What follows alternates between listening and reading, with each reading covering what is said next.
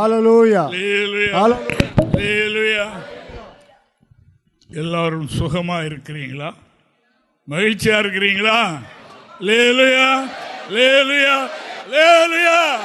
ஆமென். கர்த்தருக்குள்ளே எப்பொழுதும் சந்தோஷமாயிருப்பீர்களாக என்று அப்போஸ்தலன் வாழ்த்துகிறார். ஹல்லேலூயா, ஹல்லேலூயா. நாமும் எப்பொழுதும் சந்தோஷமாயிருப்போம். தேவனுக்கு மகிமை உண்டாவதாக.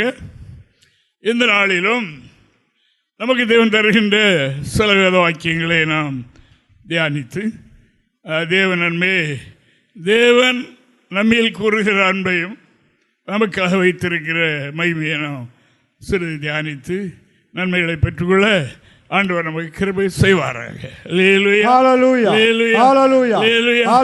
அன்பான தேவனுடைய பிள்ளைகளே, நம்முடைய வாழ்க்கையில், அதாவது கிறிஸ்தவ ஜீவியத்தில் படி ஏறும்போது துன்பங்களும் தொல்லைகளும் மாறி மாறி வருகிறது போல நமக்கு தெரியும்.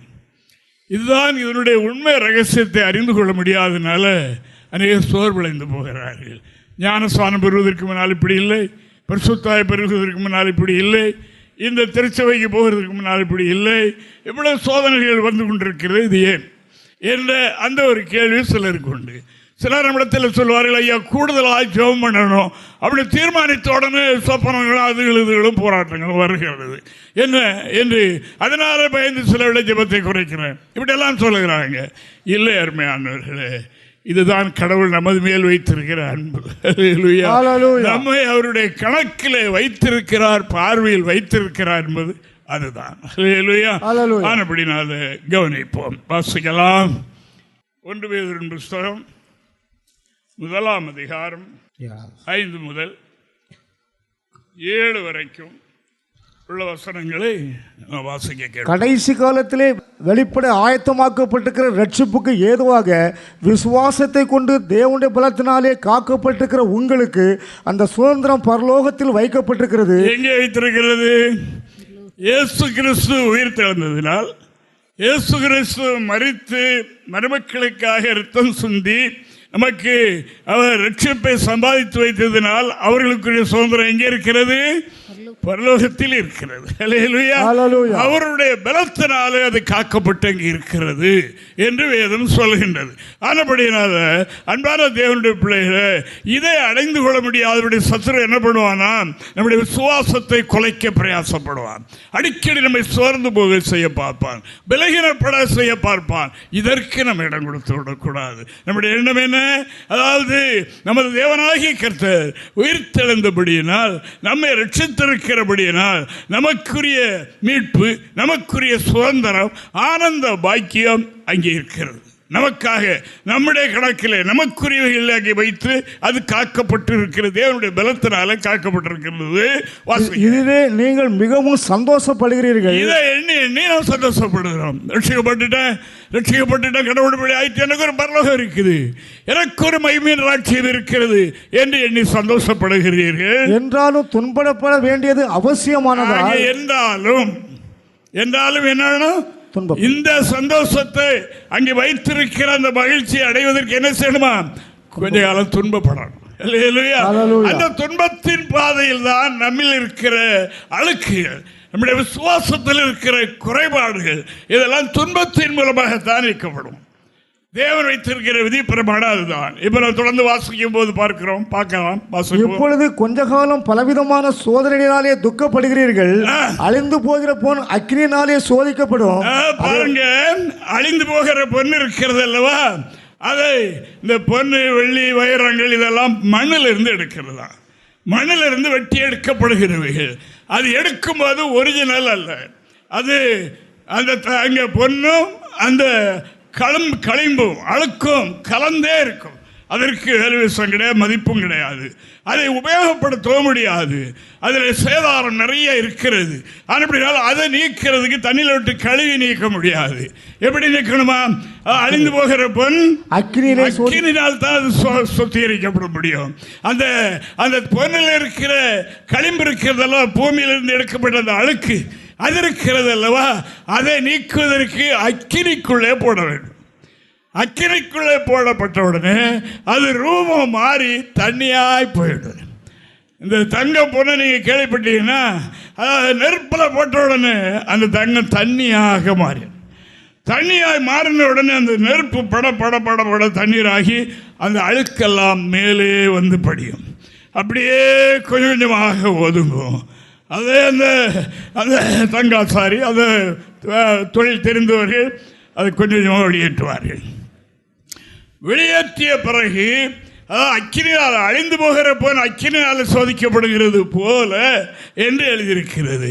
நீக்கப்பட்டு அதுதான் ஒரு நாள் நம்முடைய பாஸ்டர் அவங்க பாம்பேயில் வேலை பார்க்கும்போது அங்கே தன்னோடு கூட ஒரு தங்காசாரி மகன் ஒரு வேலை செய்திருக்கிறார். அவரிடத்தில் கேட்டிருக்கிறார், இந்த அக்கினிக்குள்ள தங்கத்தை போட்டு உருக்கிறார் அவங்க அப்பா, எது வரைக்கும் உருக்குவார்? அப்படியே அது கெட்டு போகாதா? அது தண்ணியாகி தண்ணியாகி தண்ணியாகி வற்றி போகாதா என்று கேட்டபோது அவர் சொன்னார், அப்படி அல்ல, அவருக்கு தெரியும் அதில் என்ன எவ்வளோ அழுக்கு இருக்குது, என்ன எவ்வளோ இருக்குது பார்த்து கொண்டே இருப்பார். அது அத்தனை அழுக்கும் போறவுடனே என்ன தெரியுமா, எங்கள் அப்பாவுடைய முகம் அதில் தெரியும்.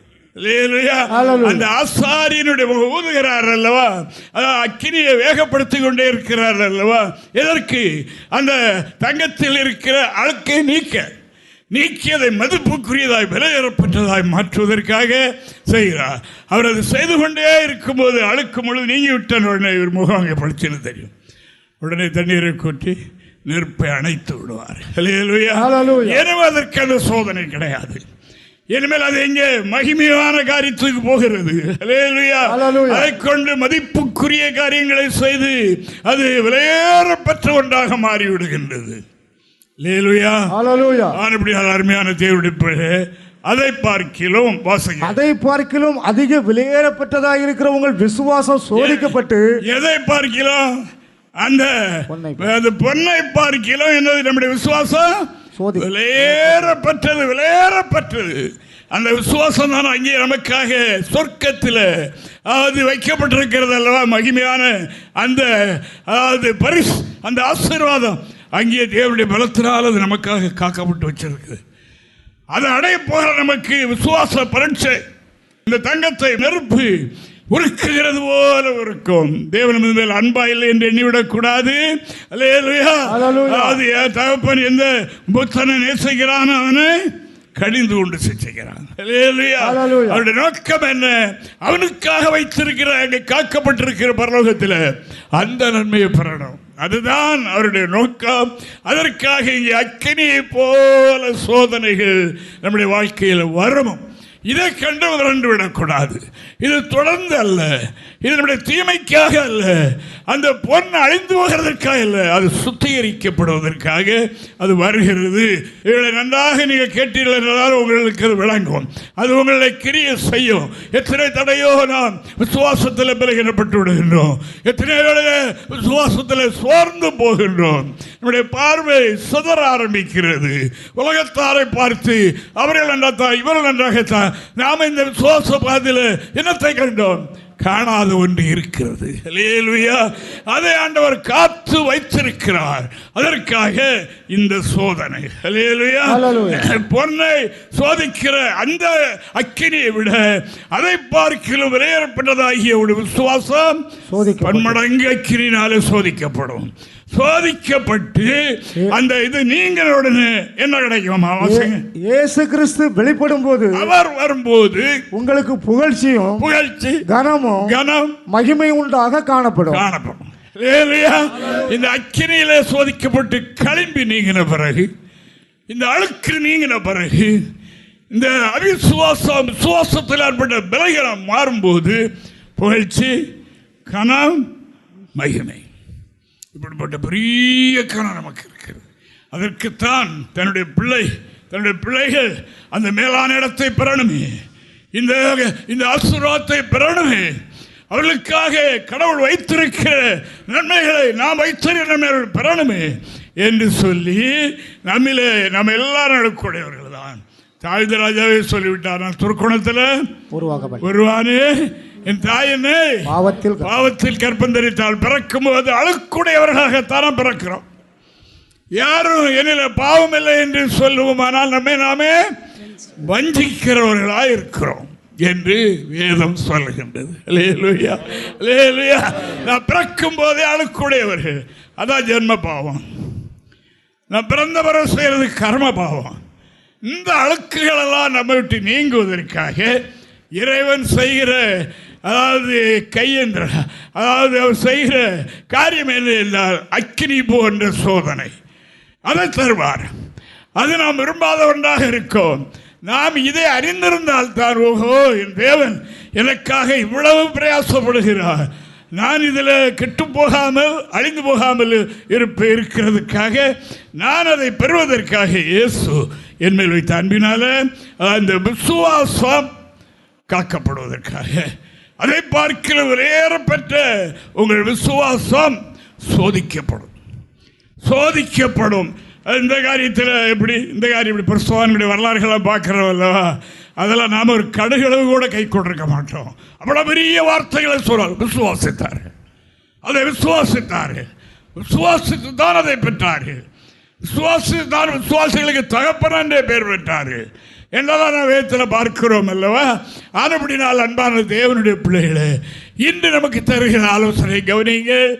தேவனுடைய சமூகத்தில் ஞானஸ்தானம் பெற்று பரிசுத்தாய் பெற்று திருச்சபையினுடைய ஐக்கியத்துக்குள் வந்து கட்டளைகளை கை கொண்டிருக்கிற நம்முடைய வாழ்க்கையில் இந்த சோதனை வரும். அது எப்படி வரும் நமக்கு தெரியாது. அதில் நாம் நம்முடைய சோதிக்க இடம் கொடாமல் இதை நம்ம செய்யக்கூடாது, இதை விட்டு விடுவோம். இப்படியெல்லாம் நீங்கள் ஒதுங்குவீர்கள் என்றால் உங்களுக்காக வைத்து காக்கப்பட்டிருக்கிற அந்த பரிசை, அந்த நன்மை பெற முடியாது. இந்த சோதனைக்கு இடம் கொடுப்போம் என்று சொன்னால், சோதனை என்றால் தேவனால் வருகிற சோதனை, சாத்தானுடைய சோதனைக்கு இடம் கொடுக்கக்கூடாது. தேவனால் வருகிற அந்த சோதனை நம்மில் இருக்கிற விசுவாசத்தில் இருக்கிற பலகீனத்தை நீக்குவதற்காக அந்த தேவன் வைத்திருக்கிற, அதாவது கனம், மகிமை, அந்த நிச்சயமான ஆசீர்வாதத்தை நமக்கு தருவதற்கு கர்த்தர் விரும்புகின்றார் என்று நாம் காணுகின்றோம். அதான் இங்கே பக்தனாகிய யோபை ஆண்டவர் இந்த இடத்துல நமக்கு திருஷ்டாந்தமாக காட்டுகிறார்.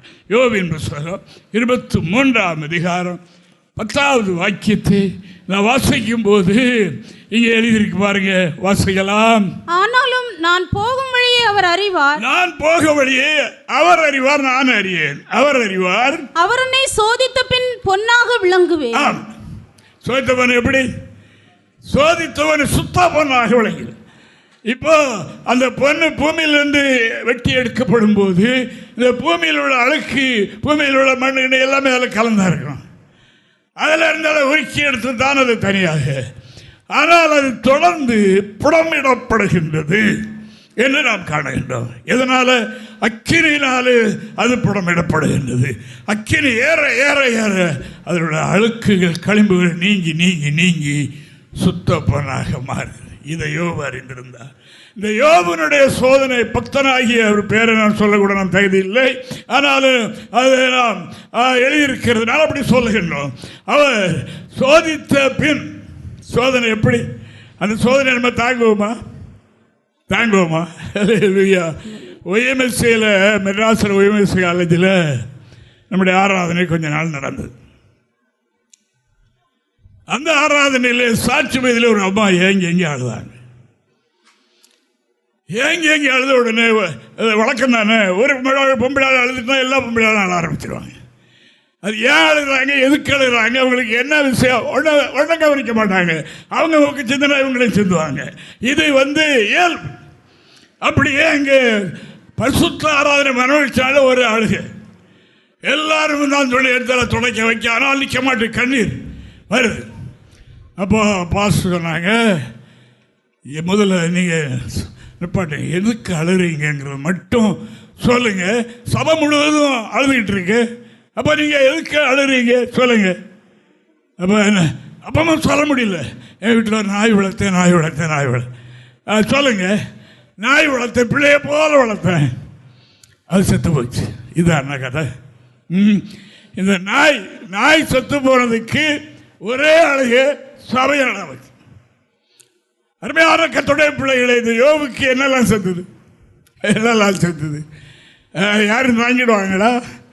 ஒரு பிள்ளைக்கு சோய்க்கடனால கோயிலுக்கு வர மாட்டாங்க. அப்படியே ஆயிட்டுனா வரவே மாட்டாங்க. இந்த சோதனை, இந்த விசுவாசம் குறைவு.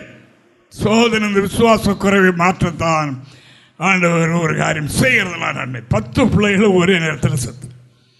எல்லா வாலிப பிள்ளைகள், ஒரு பிள்ளைகளையும் கல்யாணம் முடிஞ்சதான் தெரியல. வாலிப பிள்ளைகள் எப்படி இருந்திருக்கும்? எல்லாம் அந்த வீட்டில் கோழி வளர்ப்பாங்கள விட கோழின்ட்டு அதை திறந்து விட்டுட்டு அந்த வீட்டில் உள்ள அம்மாவை பார்த்துக்கிட்டே இருப்பாங்க. போகும்போது அழகா ஜில்லி ஜில்லின்னு வெளியே போய்கிட்டே இருக்கு. இந்த 10 பிள்ளைகளை வீட்டில் வாழ்ந்தா எப்படி இருக்கும்? எப்படி இருக்கும்?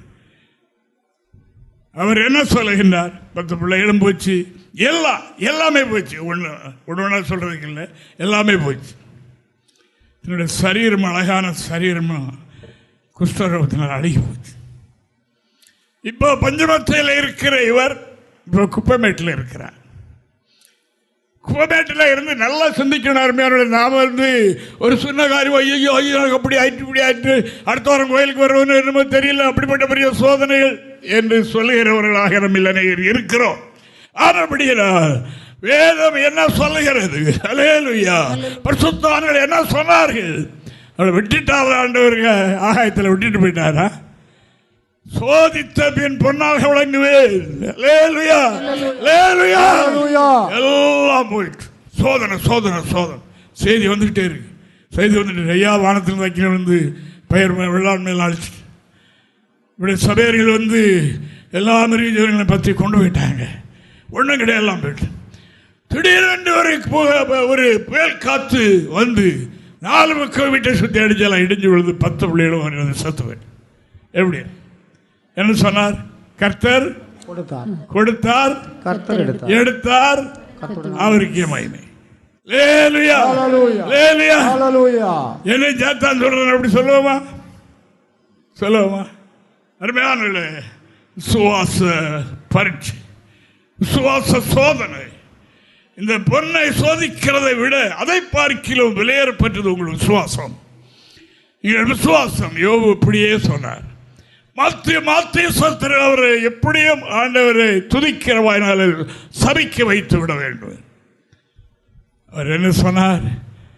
என்னுடைய ஜீவன் என்னில் இருக்கிற வரைக்கும் இந்த உத்தமத்தை என்னை விட்டு விலக்க மாட்டேன். அல்லேலூயா. எது வரைக்கும்? ஜீவன் இருக்க வரைக்கும். அதுக்கு பிறகு எனக்கு தெரியாது. எனக்கு தேவன் தந்திருக்கிற ஜீவன் இருக்கும் வரைக்கும் அவர் மேல் கொண்ட நம்பிக்கை, அவர் மேல் கொண்ட விசுவாசத்தை நான் காத்துக்கொள்வேன், விட மாட்டேன். அல்லேலூயா, அல்லேலூயா. அருமையான தேவனுடைய பிள்ளைகளே, இன்று ஆண்டவர் நமக்கு தருகிற ஆலோசனை, இந்த பொன்னை அக்கினி சோதித்த பிறகு அந்த பொண்ணுக்கு இருக்கிற மதிப்பு என்ன என்று நாமளும் கொஞ்சம் அறிவோம். பொண்ணை அனுபவிச்சவங்களும் இருக்கீங்க, அனுபவிச்சு விட்டவங்களும் இருக்கிறீங்க, அனுபவிக்காதவங்களும் இருக்கிறீங்க. ஆனால் அதனுடைய மதிப்பு என்ன என்று தெரியும். அதாவது ஆசாரிட்ட கொடுத்த உடனே அவர் அங்கே ஒரிஜினல் தங்க வைத்திருப்பார். அதோடு இதையும் உரசுவார். இதில் இவ்வளவு சேதாரம் கலந்திருக்கிறது, அப்படினால் இதனுடைய விலை மதிப்பு குறைவு என்று அவர் சொல்லுவார். அது சரியான 100க்கு 100 அது சரியாக சுத்தமாக இருக்குமானால் அதனுடைய மதிப்பு வேறு என்று நாம் காணுகின்றோம். அல்லேலூயா, அல்லேலூயா, அல்லேலூயா. தேவனுக்கு மகிமை உண்டாவதாக. அருமையான கர்த்தருடைய பிள்ளைகளே, இந்த நாளில் நாம் என்ன விசுவாச ஜீவியத்தில் வந்து கொண்டிருக்கிற அருமையான தேவனுடைய பிள்ளைகளே, நாம் இந்த பாதையில் வருவதற்காக எதையெல்லாம் வெறுத்து விட்டோம், நிறைய வெறுத்து விட்டோம். நம்மை பார்க்கிறவர்கள் அற்பமாக எண்ணக்கூடிய அளவுக்கு சில காரியங்களை நாம் மாற்றி இருக்கின்றோம். நமக்கு அன்பானவர்களை கூட இந்த சத்திய நிமித்தமாக நாம் இழக்க வேண்டியதாக இருந்திருக்கிறோம். ஆனால் இவைகளெல்லாம் கர்த்தர் பார்க்கிறார். இவைகளிலே நாம் ஸ்திரமாக நிற்க முடியாதபடி விசுவாச சோதனைகள் நம்மை நெருக்கம். இப்படி சில வேளையில் சிலர் சொல்லுவாங்க, ஐயோ இந்த பாதையில் வந்தோடனே நான் அவர்களை விட்டுட்டேன், அவர்கள் பகைச்சிட்டாங்க, இவங்க பகைச்சிட்டாங்க, இப்படி எல்லாம் இருந்த இப்போ இப்படி ஆயிற்று என்று சொல்லி ரட்சிக்கப்பட்ட பிள்ளைகளையும் சிலர் புலம்பி விடுகின்றார்கள். ஆனால் இப்படி நான் அருமையானவர்களே, சோதனை நம்மை சுத்த ஒரு சரியான விசுவாசியாக மாற்றுவதற்காக தேவனை விட்டு பக்தர்கள் சொன்னது போல அவர் என்னை கொண்டு போட்டால் அவர் மேல் நம்பிக்கையா இருப்பேன். இதெல்லாம் என்னுடைய வாழ்க்கையில் உலகத்தாருக்கு ஏற்படுகிற இப்படிப்பட்ட சோதனை எல்லாம் எனக்கு வந்து விட்டாலும் கிறிஸ்துவனுடைய அன்பை விட்டு நம்மை பிரிக்க என்னை பிரிக்காதென்று எனக்குள்ளே நிச்சயத்திருக்கிறேன். இதெல்லாம் வந்தது, ஆனால் நான் நிலைத்திருந்தேன் சொல்லுது, அது ஒரு விசுவாசம். அது வேற. எருமையில் உள்ள காரியத்தை இப்படி இனி இது நிமித்தம் எனக்கு இதெல்லாம் வந்துட்டாலும், எனக்கு அன்பானவர்கள் கூட என்னை வெறுத்துட்டாலும் விசுவாசத்தில் தள்ளாட மாட்டேன். என்றால் எனக்காக எங்கே ஒரு மகிமை வைத்திருக்கிறது, வைத்து ஆண்டவர் காத்து கொண்டிருக்கின்றார். விசுவாசத்தில் ஜெயம் பெற்றவர்களுக்கு அதை கொடுக்க அவர் ஆயத்தமாய் இருக்கிறார் என்று வேதம் சொல்கின்றது. அல்லேலூயா, அல்லேலூயா. தேவனுடைய பிள்ளைகளே, மனதை சிந்தித்து பாருங்கள். அது உலகம் சாதாரணமானதல்ல. அது நம்முடைய விசுவாசத்துக்கு உரமாய் போராடும். அதை பார், இதை பார், அதை பார், அவங்களை பார் என்று சொல்லும். தனித்திருக்கும் போது உங்களை ஏங்க வைக்கும். நீங்கள் இப்படியே கீழே பார்த்தால் அது இன்னும் உங்களுக்கு ஏக்கத்தை தான் உண்டாக்கும். மேலே பாருங்கள், மேலே பாருங்கள். மிருகங்களிலே ஒரே ஒரு மிருகம் தான் மேலே பார்க்காத மிருகம். என்ன மிருகம்? என்ன மிருகம்? பன்றி. சொல்லுங்க பாப்பா. பன்றி. என்றைக்கு பார்க்கும்? கொல்ல கொண்டு போறான் தான் பார்க்கும், மற்றபடி பார்க்காது. நீங்க பார்த்துருப்பீங்க. அன்றைக்கு தான் விரட்டி பிடிச்சி 4 காலையும் கட்டி ஊடே கம்பை போட்டு தோளில் 2 பேர் தூக்கிட்டு போவாங்க. அது அப்போதான் மேலே பார்க்கணும். இப்படி கட்டி தூக்கும் போது மேலே பார்க்கும். ஓ, மேல ஒரு வானம் இருக்கா என்று அன்னைக்கு தான் தெரியும். அதுவரைக்கு கீழே எங்கே அசுத்தம் கிடக்கிறது என்று கீழே பார்க்கிற பார்வை. அல்லேலூயா. தேவனை அறிந்த தேவனுடைய பிள்ளைகளே, கவனியுங்க. நாம் இந்த லோகத்துக்குரியவர்கள் அல்ல. நமக்கு ஒரு வாழ்வு இருக்கிறது. தேவனுக்கு மகிமை உண்டாவதாக உடைய உள்ளத்தில் போட்டும் வார்த்தைகள் அதுதான் போடுறேன். தேவனுக்கு மகிமை உண்டாவதாக. அருமையான கர்த்தருடைய பிள்ளைகளே, பொன்னை பார்க்கிறோம் விலையேறப்பட்டது நம்முடைய நம்பிக்கை, நம்முடைய விசுவாசம். தேவன் விளைத்திருக்கிற விசுவாசத்தை காத்துக்கொள்வோம். ஆண்டவர் கைவிட மாட்டார்.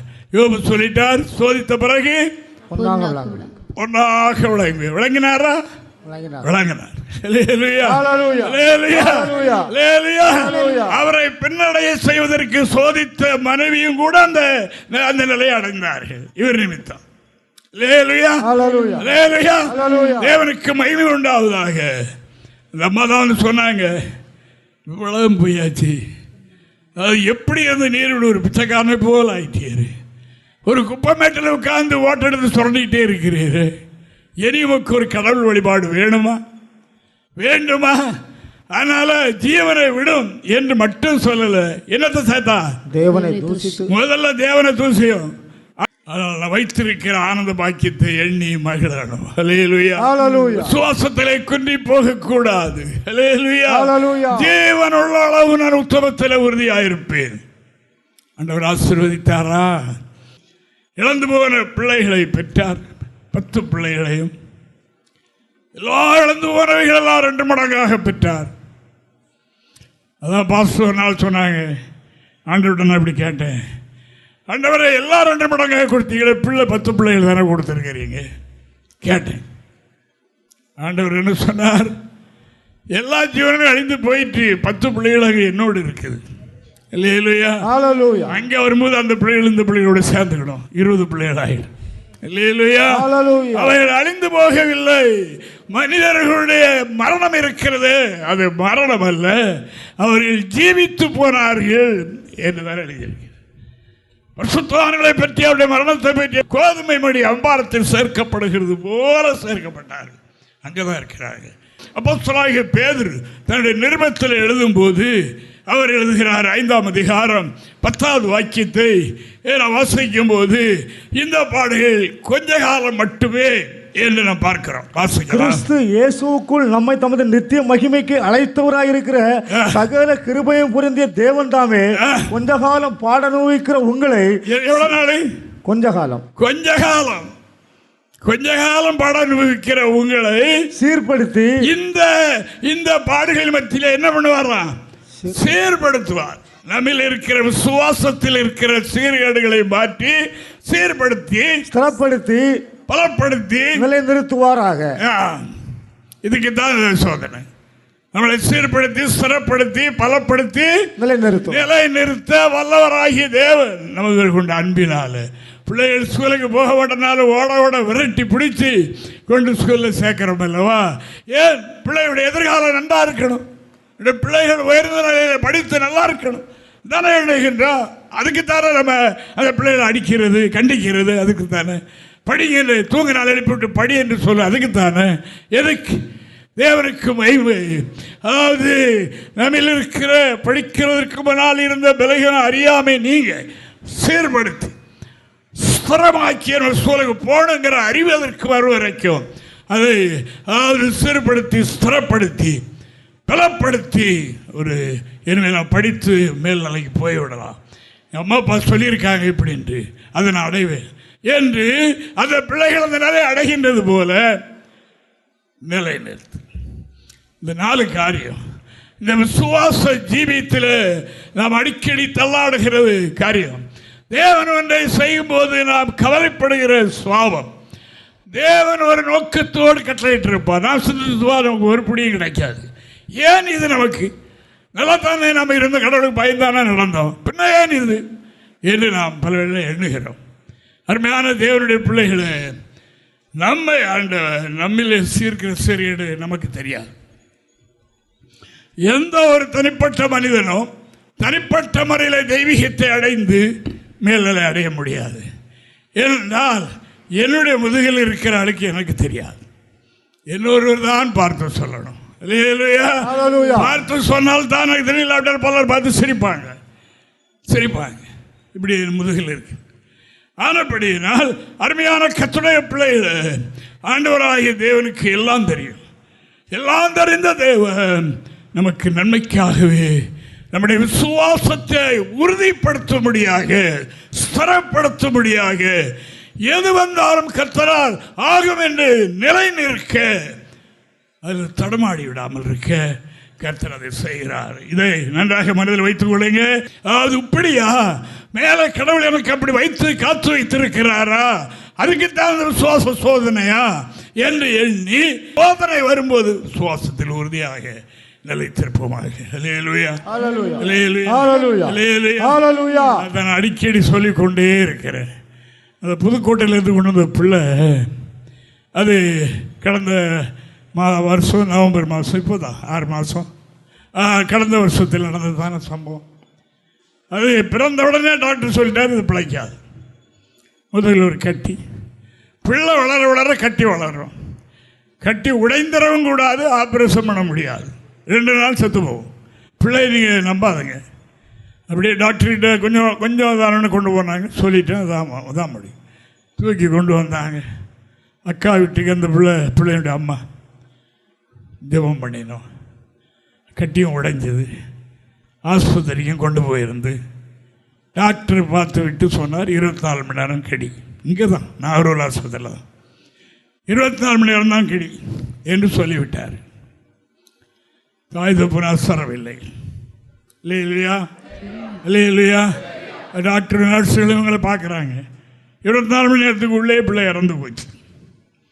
பிள்ளை இறந்த பிறகும் சொன்னாங்க கவலைப்படாங்க, இருக்குன்னு எதிர்பார்த்த காரியம் இருந்தாலும் உங்களுக்கு பிரயோஜனப்படாது என்று சொன்ன. அவங்க அதுக்கு ஒன்றும் கண்டுகிறது. கடவுள் இருக்கிறார், கடவுள் கொடுத்தார். அவங்களுக்கு அப்படி ஒரு ரெவலேஷன், ஒரு இது பிள்ளை நமக்கு தேவன் தந்தது, அதனால் இது கர்த்தர் குணமாக்குவார். செத்தாச்சு. சபைக்கும் செய்தி வந்தது. ஊழியக்காரங்களுக்கு ஜெபம் பண்ணினோம். தாய் தகப்பனும் சுவாசத்தில் சிரமாய் நின்றார்கள். பல நிமிடங்களுக்கு பிறகு பிள்ளை உயிர் பெற்று. இல்லையா? நம்ம வெளிநாட்டில் உள்ளதையோ அல்லது எதையோ புஸ்தகத்தில் படிச்சுட்டு சொல்லலை, இருக்குது இல்லையா? அப்போ தான் டாக்டர் கேட்டாங்க, எந்த சபைக்கு போகிறீங்க? இப்போ சபை தானே கேட்காங்க. உங்களுக்கு இந்த விசுவாசம் எப்படி வந்தது? இந்த விசுவாசம் எப்படி உங்களுக்கு கிடைத்தது? ஆண்டவர் வல்லவர். என்னை விசுவாசிக்கிறவன் மரித்தாலும் மரிக்காமல் இருப்பான். அது அவருடைய சுத்தம். எல்லாரும் அல்ல, அவருடைய சுத்தம் எதுவோ அது நடக்கும். அக்கினியை போலதான் நம்மை பற்றும்.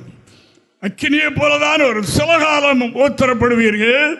அந்த உபத்திரத்துக்கு பின்னால நமக்கு நம்மில் இருக்கிற பலகீனங்களை மாற்றி நம்மை ஸ்திரப்படுத்தி பலப்படுத்தி நம்மை நிலைநிறுத்துவதற்காக எந்த காரியத்திலும் மறலாமல் மரித்தாலும் நான் விசுவாசிப்பேன், மரிக்காமல் இருந்தாலும் விசுவாசிப்பேன் என்ற அந்த விசுவாசத்தை நாம் உடையவர்களாக இருக்கிறோம். 1 Peter 4:12-13 வசனங்களை கூட நான் வாசிக்கலாம். பிரியமானவர்களே, உங்களை சோதிக்கும்படி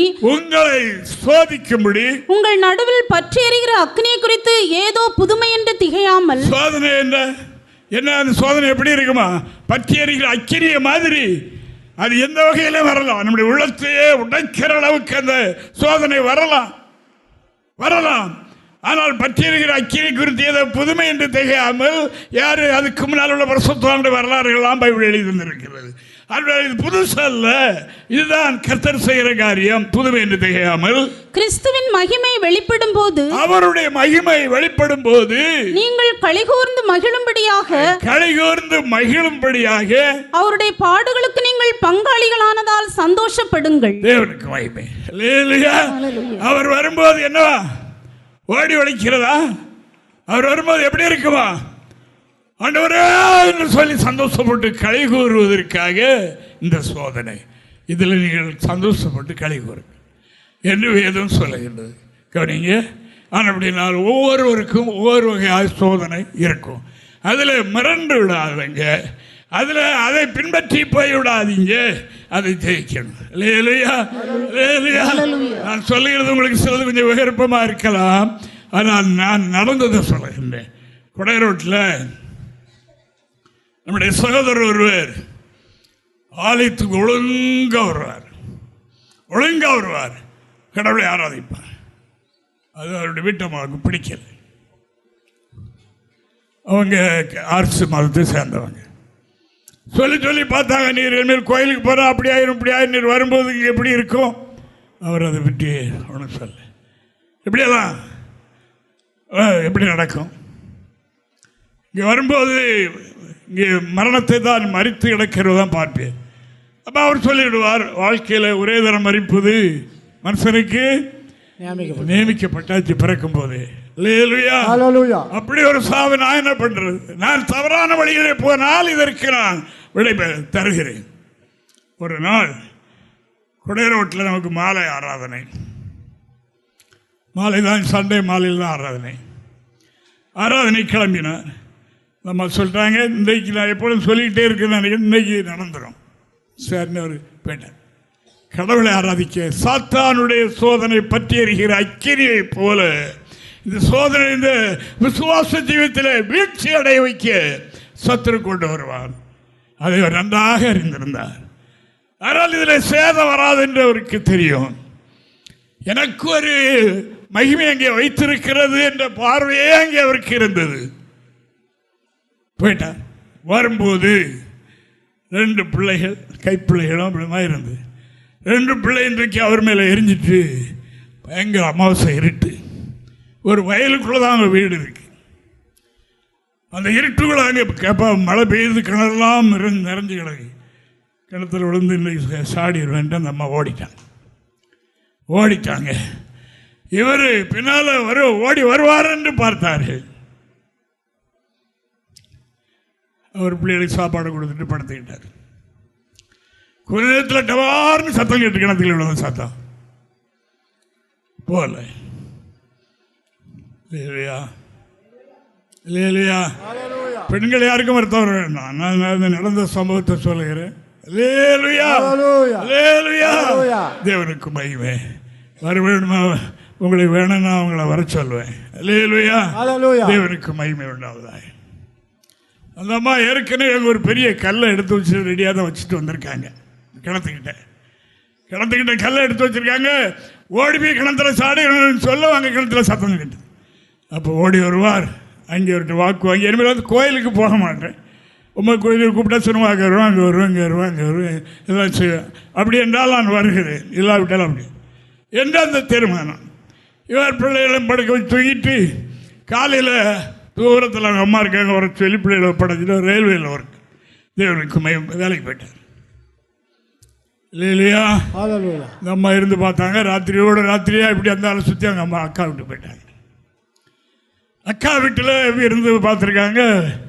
அப்புறம் அங்கேருந்து 2 நாள் கழிச்சு ஆள் விட்டாங்க, எப்படி வந்து கூட்டிகிட்டு போங்கன்னு. அப்போ அவர் என்ன சொல்லியிருப்பார், நான் சொல்கிற வார்த்தை சிலவுள்ள உங்களுக்கு ரொம்ப கசப்பாக கூட தெரியும்.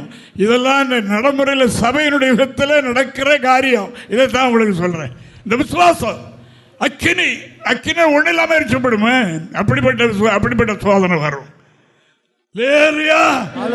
அப்பா அவர் சொன்னார், நான் போய் சொல்லலாமா, ஒன்றும் சொல்லி செய்ய வேண்டிய எல்லா கடமைகளையும் நான் செய்துக்கிட்டே தான் இருக்கேன், ஒரு குறைவு.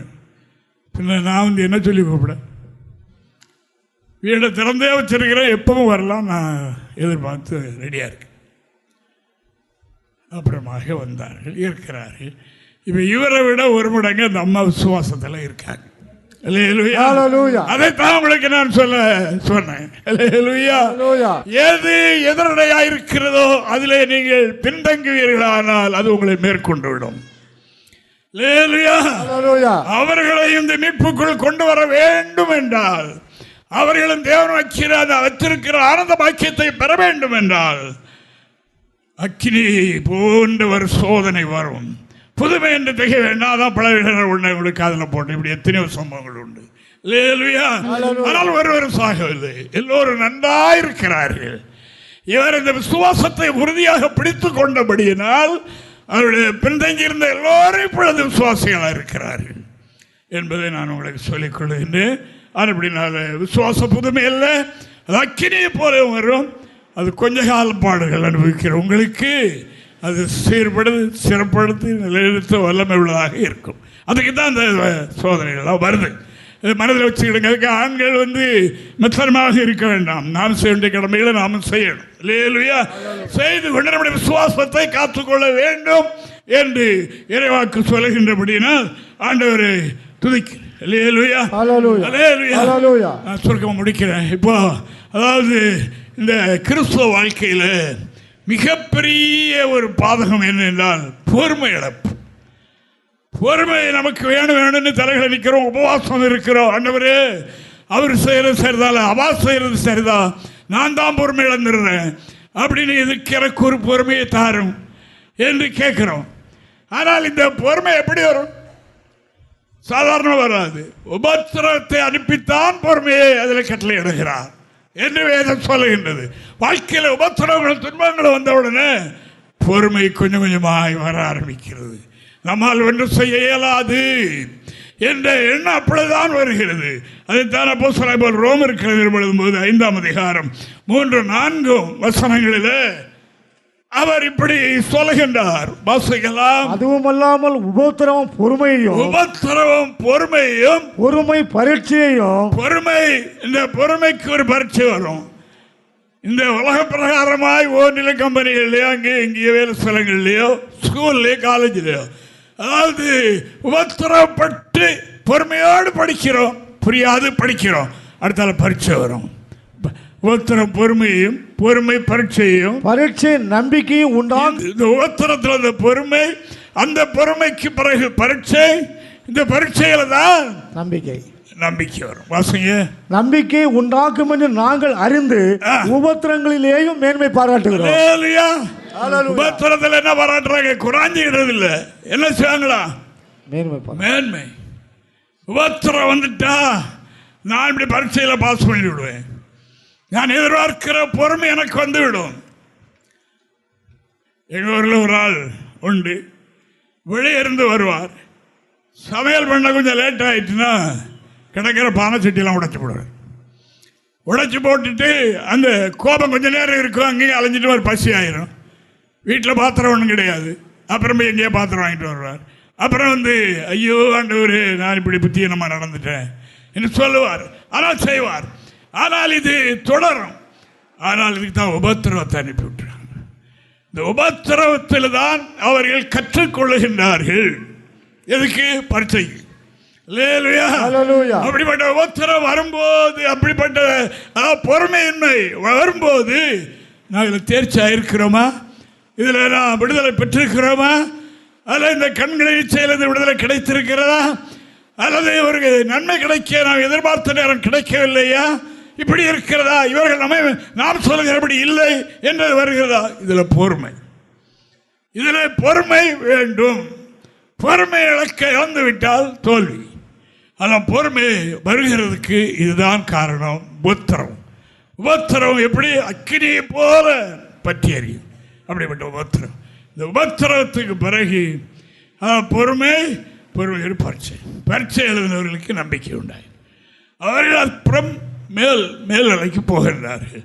அப்படினால் உங்களை என்னையும் ஒரு நல்ல ஸ்டேஜுக்கு கொண்டு வருவதற்காக இறைவன் உபத்திரவத்தை தந்திருக்கின்றார். ஆண்களாக இருந்தாலும் சரி, பெண்களாக இருந்தாலும் சரி, அதாவது எவைகளாக இருந்தாலும் சரி, சனம் கடந்து போக மட்டும் என்ன செய்யணுமா? அரை வீட்டை பூட்டி கொண்டு மௌனமாயிருக்கும். அல்லது இடத்தை கால்விட அப்படிதான் சொல்றது. வீடுகளில் குடும்பங்களில் உண்டாகிற பிரச்சனைக்கு அதான் சொல்கிறோம். அப்படி இருக்கா, நீர் செய்கிறது சரிதானா, வெளியே கொஞ்ச நேரம் போயிட்டு லாந்திட்டு வரும், சரியாயிடும். அங்கே இருந்து வாக்குவாதங்கள் பண்ணினால் அது பெரிய பிரச்சனையாக வரும். அது அந்த பரீட்சையை நீங்கள் பாஸ் பண்ண வேண்டும் என்று சொல்லிடுறோம். திருச்சியுடைய பிள்ளைகளே, நாம் இந்த பிரகாரம் நடந்து கொள்வோம். பிள்ளைகள் மூலமாக வரும், மனைவி மூலமாகவும் வரும், புருஷன் மூலமாகவும் வரும், எப்படியும் வரும். இதில் என்ன வேணும்? பொறுமை. இந்த பொறுமையை தருவதற்குத்தான் நமக்கு உபத்திரம். இந்த பொறுமையை நாம் தாண்டிவிட்டால் அடுத்து எக்ஸாம் பரீட்சை வருகிறது. அதை எழுதும்போது அப்படிப்பட்ட சந்தர்ப்பம் வருகிறதா? நம்முடைய அருமையான ஒரு சகோதரன் சொல்வாருங்க, இருக்கார், தேவனுக்கு மகிமை, எனக்கு என்ன சொன்னாலும் கோபம் வராதியா, என்ன சொன்னாலும் நான் மறுத்து பேசவே மாட்டேன், கேட்டுக்கிட்டே இருப்பேன். அப்போ அவருக்கு என்ன வேற ஒரு பேர் வச்சிருவாங்க. அது யார் பேர் வைப்பாங்க அவங்களுக்கு தெரியலையா? தேவனுக்கு மகிமை, அதாவது ஒன்றுகள் ஆய்க்கலான்னு சொல்லிடுவாங்க. ஆனால் அப்படினால் அருமையாளர்கள் அப்படிப்பட்ட குணம் உடையவர்கள் நம்மிடத்தில் உண்டு. பரீட்சையில பாஸ் பண்ணுகிறது. இந்த பிரகாரம் சொல்லி இதுக்குத்தான் உபத்திரம் நமக்கு பொறுமையை தருவதற்காக தேவன் கொடுக்கிற ஒன்று என்று வேதம் சொல்லுகிறது. ஆண்டவருக்கு மகிமை. ஏற்கனவே யோபை பற்றி பார்த்துட்டோம். யாக்கோபு நிறுவனம் எழுதும்போது சபைக்கு என்ன காட்டுறாருன்னு அவர் தான் காட்டுறாரு. இந்த அக்கினி ஏதோ புதுமை என்று நீ எண்ண வேண்டாம், இப்படி வந்துட்டு இதன் மூலமாக நாம் பொறுமையை கற்றுக்கொள்வதற்காக என்று சொல்கிறார். அப்படினாலும் யோபின் பொறுமையை கவனித்து பாருங்கள் என்று யாக்கோபு 5:11 அப்படி சொல்லுகின்றார் என்று நாம் பார்க்கின்றோம். தேவனுக்கு மகிமை உண்டாவதாக. இதோ பொறுமையா இருக்கிறவர்களை பாக்கியவான்கள் என்கிறோமே. யோபின் பொறுமை குறித்து கேள்விப்பட்டிருக்கிறீர்கள், கர்த்தருடைய செயலின் முடிவையும் கண்டிருக்கிறீர்கள். கர்த்தர் மிகுந்த உருக்கமும் இரக்கமும் உள்ளவராக இருக்கிறாரே. தேவனுக்கு மகிமை. பைபிள் வைத்திருக்க நம்ம எல்லாரும் யோபை படித்த யோபு புத்தகம் படிக்காம இருக்க மாட்டோம். யோபு, நீதிமொழிகள், சங்கீத புஸ்தகம் இதுகளை படிக்காம இருக்க மாட்டோம். தேவனுக்கு மகிமை. அப்படினால யோபின் பொறுமையை கவனித்து பாருங்கள். இந்த அம்மா போய் சொன்னாங்க, தேவனை தூசியும் ஜீவனை விட்டுரும், எருமையில கடவுள் வேண்டாம், அந்த கூட்டம் வேண்டாம் என்று சொல்ல போது அவருக்கு எப்படி ஆத்திரம் வந்திருக்கும் பாருங்க. பைத்தியக்காரி போ என்று சொல்லவில்லை. பைத்தியக்காரி பேசுகிறது போல பேசுகிற மாதிரி பேசுறிய, நீ பைத்தியக்காரி இல்லை, நீ நல்ல சுஸ்த புத்தி உள்ள, ஞானம் உள்ள, விவேகம் உள்ள பெண்ணு. நீ பேசுற பார்த்தா பைத்தியக்காரி பேசுற மாதிரிலாம் இருக்கு. இவ்வளவு சொல்லல, எவ்வளவு அருமையான வார்த்தை பத்திங்களா? பொறுமை. அன்பான கர்த்தருடைய பிள்ளைகளே, அதுக்காக அப்படிதான் பேச நினைச்சிடாதீங்க. ஏன்னா அதை சொல்லல. ஆண்கள் எப்படி பொறுமையை கற்றுக்கொள்வது? பொறுமை என்றால் என்ன? அவர்கள் செய்யறது நம்முடைய எதுக்கு ஒத்ததாக இல்லை, இது நம்மளுக்கு தர்ற பதிலும் சரியில்லை தெரிந்தாலும் அப்படித்தான் சொல்லணும். நீ பைத்தியக்காரி சொல்லக்கூடாது. அது அங்கே ஒரு பைத்தியக்காரி பார்த்து அதை மாதிரிலாம் பேச்சுரு, அதுனா கூட பரவாயில்ல. நீ பைத்தியக்காரி என்றால் அது அப்படி ஆகிவிடும். அப்படினால் அருமையான தேவனுடைய பிள்ளைகளே, பொறுமை வேணும். பொறுமை இப்படித்தான் வரும். எப்படி? உபத்திரவத்தின் மூலமாக பொறுமை. வேற ஒன்றினால் வராது. அங்கே உபத்திரத்தை அனுப்பிடுவார் ஆண்டவர். போதகர் சொன்னாலும் கேட்க மாட்டாங்க, உபத்திரவத்தை அனுப்பிடுவார். அந்த உபத்திரம் இவர்களுக்கு பொறுமையை உண்டாக்கிறோம். பொறுமை உண்டாக்கி. அடுத்தால பரீட்சை காலம் ஒன்று வரும். அப்போ இவர்கள் மீறுதல் பண்ணாமல் இருக்கிறதை கண்டு ஜெயிச்சிட்டோம், நமக்கு மார்க் வந்துடும், வரும், நம்பிக்கை உண்டாகும். அப்படி நான் அப்படி செய்வோமாக.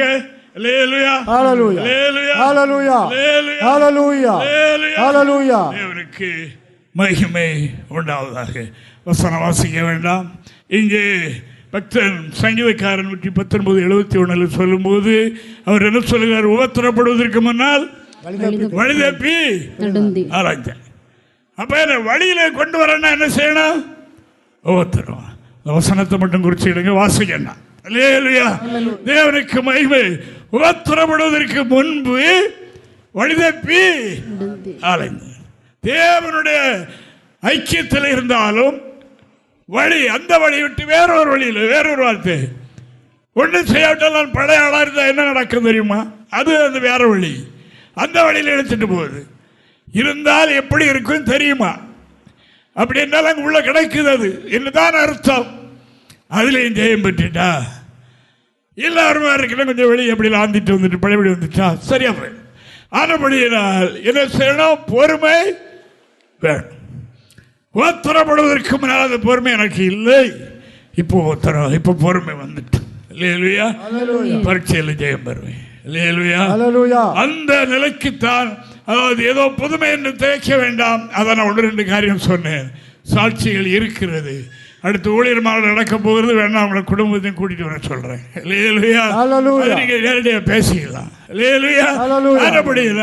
ஏதோ புதுமை என்று திகைக்க வேண்டாம். முன்பு ஏற்கனவே நம்மவர்களுக்குள்ளே நடந்த காரியம்தான். அந்த பரீட்சையில் அவர்கள் ஜெயம் பெற்றவர்களாக இருக்கிறார். இன்று அவர்கள் ஊழியத்தில் இருக்கிறார். ஒரு பிராஞ்சா நடத்துகிறார்கள். அருமையான கர்த்தருடைய பிள்ளைகளே, கிறிஸ்தவ ஜீவியம் என்றால் உபத்திரவம். உபத்திரவம் தேவன் கோபத்தில் நமது மேல் உபத்திரத்தை அனுப்புகிறது இல்லை. நம்மில என்ன உபத்திரப்பட்டது? நல்லது பிரமாணங்களை கற்றுக்கொண்டு இந்த சோதனை முடிந்த பிறகு சுத்த பொண்ணாக மாறிடுவேன். அதுக்காக இது நடக்குது. அந்த பொண்ணை எப்படி நெருப்பினால சோதிக்கிறாரோ அதை பார்க்கல ஏற்பட்டது விசுவாசம். அதுபடியால் விசுவாசத்தில் நம்மை நிலைநிறுத்துவதற்காக ஆண்டவராகிய தேவன் நமக்கு அனுப்பி தருவது என்ன? சோதனை, உபத்திரவம். நமக்கு பிடிக்காத காரியம் வரும். இதுதான் அது. இதில் நாம் ஜெயம் பெற வேண்டும் என்று இறைவாக்கு சொல்லுகிறதற்காக ஆண்டவர் சோதனை உபத்திரப்பட்டது நல்லது. ஆனால் பிரமாணங்களை கற்றுக்கொள்ள உபத்திரப்பட்ட ஒரு வழி இல்லை. உட்கார்ந்து பயப்பட படிச்சு பிரமாணத்தை கற்று. இதுக்கு காரணமாக இருந்த உபத்திரவும் பாடுகளும் தான் என்று பரிசுத்தவான்கள் சொல்லுகின்றார். 3வது சிம்பிளா ஒரு காரியம் சொல்லி முடிப்போம். தேவனுக்கு மகிமை. ஆதியாகமம் 22:1-2 வாசிக்கலாம். அதாவது நான் இப்படி இந்த ஆவிக்குரிய மண்டலத்தில் பார்த்து கொண்டிருக்கின்றேன். ஒன்றும் இல்லாமல் இருந்த காலத்திலே ஆண்டவரே ஆண்டவரே ஆண்டவரே என்கிறார்கள். ஒன்றை கொடுத்து விட்டு அதில் ஒரு சோதனை அனுப்பும் போது பின்னடையை பார்க்கிறோம். ஒரு அம்மா ஒரு எங்கே இல்லை, அதை நான் வெகு காலத்துக்கு முன்னால் கொஞ்சம் காலத்துக்கு முன்னால் பார்த்து அறிந்து குழந்தைகள் இல்லை, ரொம்ப பாடு. அப்போ பாஸ்டர்கிட்ட சொல்லி ஜெபம் பண்ணி ஒரு குழந்தை கிடைத்தது. ரொம்ப நன்றி சொன்னார்கள் பாஸ்டரோட சேர்ந்து. அப்புறம் கோயிலுக்கு வரவில்லை. அப்போ மாதக்கணக்காச்சு. அப்புறம் பாஸ்டர் ஒரு நாள் கேட்டார், என்னம்மா கோயிலுக்கெல்லாம்? ஐயா, அந்த சின்ன பிள்ளைகள் வெளியே கொண்டு தான் சளி பிடிச்சிக்கிறது, குழந்தை காற்று போட்டுனா உடனே சளி பிடிச்சிருது, ரொம்ப நேரம் கோயிலுக்குள்ளே இருக்காது, அழுது, அதனால் கோயிலுக்கு வரல. கோயிலுக்கு வரவே இல்லை, மாதமும் வருஷம். அப்போ என்ன? ஆபிரகாமுக்கு 25 வருஷம் கழிச்சு ஒரு குமாரனை கொடுத்தார். வாசிக்கலாம். தேவனுக்கு மகிமை. ஆதியாகமம் 22:1-2 வசனங்கள். இந்த காரியங்கள் நடந்த பின்பு தேவன் ஆபிரகாமை சோதித்தார். இந்த காரியம் நடந்த பின்பு, எது நடந்த பின்பு? வாக்குத்தத்தம் நிறைவேறின பின்பு ஆண்டவர் ஆபிரகாமை சோதித்தார். என்ன சோதித்தார்? எப்படி எனில் அவர் அவனை நோக்கி ஆபிரகாமே என்றார். அவன் இதோ அடியேன் என்றான். அப்பொழுது அவர், உன் புத்திரனும் உன் ஏகசுதனும் உன் நேசகுமாரனாகிய ஈசாக்கை நீ இப்பொழுது அழைத்துக் கொண்டு மோரியா தேசத்துக்கு போய் அங்கே நான் உனக்கு குறிக்கும் மலைகள் ஒன்றின் மேல் அவனை தகன பலியாக பலியிடு என்றார். தேவனுக்கு மகிமை. எவ்வளவு பெரிய அக்கினி, எவ்வளவு பெரிய சோதனை. 25 வருஷத்துக்கு பிறகு 100வது வயதில் ஒரு குமாரனை கொடுத்தார். அவனை அவர் முடிச்சோடனே முன்னாலே பார்த்துக்கிட்டே தான் இருப்பார். ஏன்னா அவ்வளோ வருஷம் காத்திருந்தார் அல்லவா, காத்திருந்து பெற்றுக்கொண்ட பையன். அதோட ரொம்ப வாட்டசாட்டமாக இருந்திருப்பான். ஒருத்தர் ஒரு பையனை எப்படி வளர்த்துருப்பாங்க அப்படின்னு. இந்த காரியங்கள்லாம் நடந்த பிறகு ஒரு நாள் கூப்பிட்டார். ஆபிரகாமே, நீ நாளைக்கு உன்னுடைய புதல்வனை, ஏக புதல்வனை அழைத்து கொண்டு போய் மோரியா மலையில் தகன பலி செலுத்து. எப்படி எப்படி இருக்கும் பாருங்க. விசுவாச சோதனை அருமையானுடைய அக்கினியை போல இப்பொழுது அங்கே கொளுத்துது. ஒன்று மாத்திரம் சொல்லவில்லை. ஆபிரகாம் மகனை பரிசீலித்து விட்டார் என்று தான் வேதம் சொல்லுகிறது. பரிசீலித்தவில்லை, அவர் மனதார பரிசீலித்து விட்டார். எல்லாம் செய்து முழுக்க கையில் இருக்கிற ஆயுதத்தை ஓங்கினார். ஒரு செகண்ட்ல விழுந்துடும். அப்பதான் அவருக்கு இவர் கொடுத்தா பையன் போயிட்டான். ஆனால் அவனை எரித்தாலும் சாம்பலில் இருந்து திரும்ப தருவார். விட்டாரா என்றவர். இன்னைக்கு ஒரு நாடே இருக்குது சந்ததி. தேவனுக்கு மகிமை. அருமையான கர்த்தருடைய பிள்ளைகளே, பற்றி எரிகிற அக்கினி குறித்து ஏதோ புதுமை என்று நினைக்க வேண்டாம். நமது மத்தியில் சாதாரண அக்கினி தான். அது மகாபெரிய சோதனை ஏற்பட்டது. அப்படியே ஆமாண்டார் செய்தார். என்னால் வீட்டம்மாவுக்கு சொல்லவில்லை. இல்லையா, அது நீங்கள் படிச்சிருப்பீங்க இல்லையா? படிச்சிருப்பீங்கன்னு நினைச்சு ஊரே கூடி இருக்காது.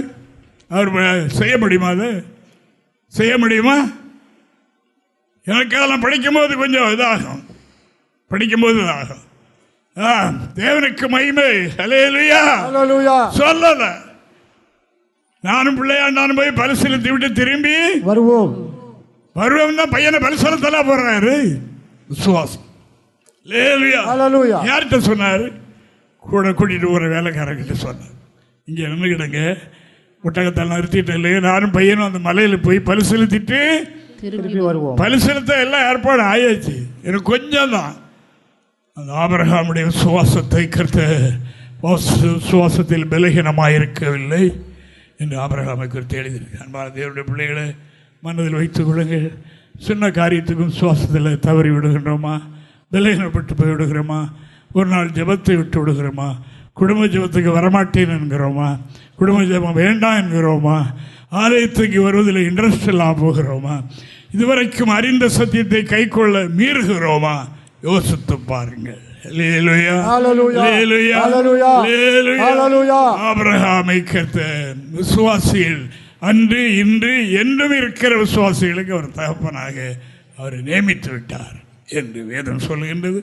இவைகளை நாமும் கடைபிடிப்போம். நாமும் கடைபிடிப்போம். விசுவாசத்திலே குறைவுபட்டு நாம் இருப்போம்.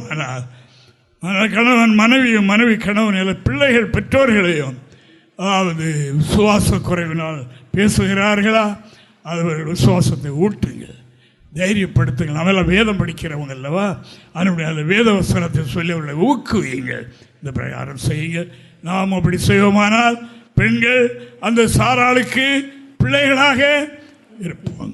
அவள் அந்த சாரா நம்ம எல்லாருக்கும் தாயாக இருப்பார்கள் என்று வேதம் எழுதியிருக்கிறது. ஆமாம், ஆண்கள் நாம் ஆபிரகாமுடைய விசுவாசத்தை பின்பற்றுவோம். ஆபிரகாமுடைய பின்பற்றி நாமும் விசுவாசிகளுக்கெல்லாம் ஒரு லீடராக இருப்போம். அந்த பிரகாரம் செய்வோம். விசுவாசத்தில் தளர்ந்து இருக்கிறவர்களை தூக்கிவிடும் கருவிகளாக நாம் மாறுவோம். நீளுகிறது, விட்டு விடுகின்றேன். தேவனுடைய பிள்ளைகளே, அப்படி செய்யுங்கள், அப்படி செய்யுங்கள், அப்படி செய்யுங்கள்.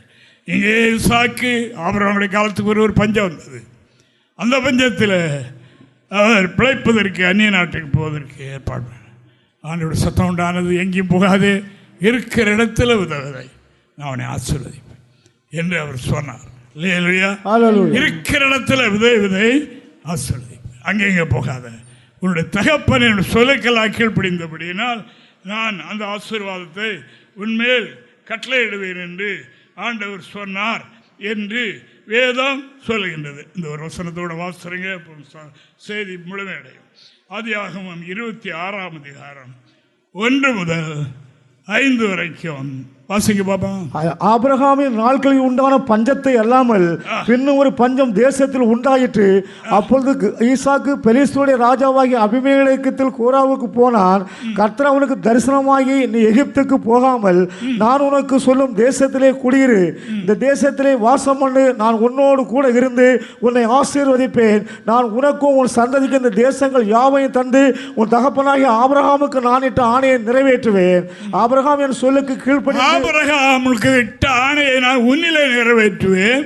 ஆபிரகாம் என்னுடைய சொல்லுக்கெல்லாம் கீழ்ப்படிந்தான். இப்ப வாசிக்கலாம். ஆபிரகாம் என் சொல்லுக்கு கீழ்ப்படிந்து, ஆபிரகாம் ஒன்று என்னுடைய சொல்லுக்கு கீழ்ப்படிந்து என் விதிகளையும் என்னுடைய விதிகளையும் என் கற்பனைகளையும் என் நியமங்களையும் என் பிரமாணங்களையும் கை கொண்டபடினால் நான் உன் சந்ததி வானத்து நட்சத்திரங்களைப் போல பெருக பண்ணி உன் சந்ததிக்கு இந்த தேசங்கள் யாவையும் தருவேன். உன் சந்ததிக்குள் பூமியில் உள்ள சகல ஜாதிகளும் ஆசீர்வதிக்கப்படும் என்றார். தேவனுக்கு மகிமை உண்டாவதாக. உன்னுடைய தகப்பனுக்கு நான் இட்ட ஆணையை, தகப்பனுடைய சொல்லுக்கெல்லாம் எல்லாம் விதிகள், கட்டளைகள், பிரமாணங்கள், அவர்கள் எல்லாவற்றையும் அவர் கை கொண்டார்.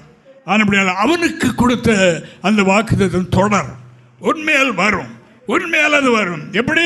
நான் சொல்லுகிறபடி செய், நான் சொல்லுகிறபடி செய், உன்னுடைய தேசத்துக்கு போய்விடாது, இந்த தேசத்தில் விதை, நான் உன்னை ஆசீர்வதிப்பேன் என்று ஆண்டவர் சொன்னார். ஆசீர்வதித்தார். இந்த ஒரு வசனம் மட்டும் 12, 13 வசனங்களை இப்ப வாசிக்கலாம். ஈசாக்கு அந்த தேசத்தில் விதை விதைத்தான். ஆண்டவர் சொன்ன பிரகாரம் கர்த்தர் சொன்னார், தகப்பனின் சொல்லுக்கு கீழ்ப்படிந்தான்.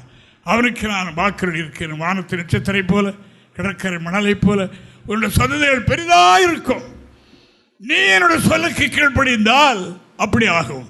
அப்படியே அந்த ஈசாக்கு ஆண்டவருடைய சொல்லை கேட்டு விதை விதித்தார். கர்த்தர் அவனை ஆசீர்வதித்ததினால் அந்த வருஷத்தில் 100 மடங்கு பலன் அடைந்தான். அவன் ஐஸ்வர்யனா ஆகி வர வர விருத்தி அடைந்து மகா பெரியவன் ஆனான். தேவனுக்கு மகிமை. சிறிய குடும்பத்தில், ஏழை குடும்பத்தில் உள்ளவர்களாக நாம் இருக்கலாம். நமக்கு உலக பிரகாரமான சில அறிவுகள் இல்லாமல் இருக்கலாம். செய்ய வேண்டியது தேவனுடைய சொல். அதை மட்டும் மனிதன் செய்துவிட்டால் அவன் எப்படி ஆசீர்வதிப்பார்? 100 மேனி பெற்றோர்கள் உலகத்தில் யாராவது உண்டா? ஒரு குருணி பாட்டில், ஒரு மரக்காக பாட்டில் 100 கோட்டை விளையுமா? அப்படி விளையுமா? அப்படிப்பட்ட ஆசீர்வாதத்தை அவர் பெற்றார். லேலுயா லேலுயா என்று 3 மேனி 4 மேனி பெற்றாலே அவருடைய போட்டோவை போட்டு என்ன பாருங்க பேப்பரில் விளம்பரம் நான் பார்க்குறேன் அல்லவா. இது 100 மேனி, 100 மடங்கு. எது? தேவன் சொன்ன வார்த்தைக்கு கீழ்ப்படிந்ததுனால. விதிகளையும் பிரமாணங்களையும் நியமங்களையும் கட்டளைகளையும் எல்லாவற்றுக்கும் ஒரு தனித்தனி இது உண்டு. அவைகள் எல்லாம் நிறைவேற்றின. அது 100 மடங்கு ஆசீர்வதித்தார். வர வர வர வர விருத்தி அடைந்து மகாபெரிய மனிதனாக மாறிவிட்டார். உங்களுக்கும் எனக்கும் தான் அந்த வேதம் எழுதி தரப்பட்டிருக்கிறது. சிலர் சொல்வார்கள் அது பழைய ஏற்பாடு, இப்போ நான் புதிய ஏற்பாட்டு காலம், இதில் அந்த பிரமாணங்களெல்லாம் கை கொள்ளலாம். அதான் அவர்களை கெடுக்கிறது சாத்தான் செய்கிற முதல் வேலை. தேவனுக்கு அன்பான தேவனுடைய பிள்ளைகளே, பழைய ஏற்பாடும் புதிய ஏற்பாடும் சேர்ந்துதான் வேதம். சாட்சியா வேதத்தையும் சாட்சியாகமத்தையும் கவனிக்காவிட்டால் அவர்களுக்கு என்ன இல்லை? விடிய காலத்து வெளிச்சம் கிடையாது, வருகையில் இடம் கிடையாது. பழைய ஏற்பாடையும் புதிய ஏற்பாடையும் கவனிக்காவிட்டால் வருகையில் போக முடியாது. தேவ மனிதர்கள் தேவனுடைய கட்டளைகளை கை கொண்டார்கள். அந்த கட்டளை நிறைவேற்றினது இன்றும் பலிதமாகி இஸ்ரவேல் தேசம் என்ற ஒரு தேசம் இருக்கு. பெரிய பெரிய நாடுகள் எல்லாம் பயப்படக்கூடிய அளவுக்கு அது பெரிய வல்லரசாக இருக்கிறது. நாம் கர்த்தர் கீழ்ப்படிவோம். நமது மூலம் கர்த்தர் பெரிய காரியங்களை செய்வார். நமக்கு ஒன்று இல்லாவிட்டாலும் நாம் விருத்தி அடைந்தது பெரிய மனிதர்கள் ஆக வேண்டும் என்பது நம்ம ரட்சித்த தகப்பன் இயேசுவினுடைய விருப்பம். நிறைவேற்றுவோம். கர்த்தர் அனைவரை ஆசீர்வதிப்பாராக. எங்களை தொடர்பு கொள்ள வேண்டிய முகவரி: புதிய எருசலேம் சபை, 3/248 தெற்கு சானல் கரை, அனந்தன் பாலம், சாலேம் நகர், ஆசாரிப்பள்ளம் போஸ்ட், நாகர்கோவில் 629201. எங்களது தொலைபேசி எண் 81313126 மற்றும் 9489529462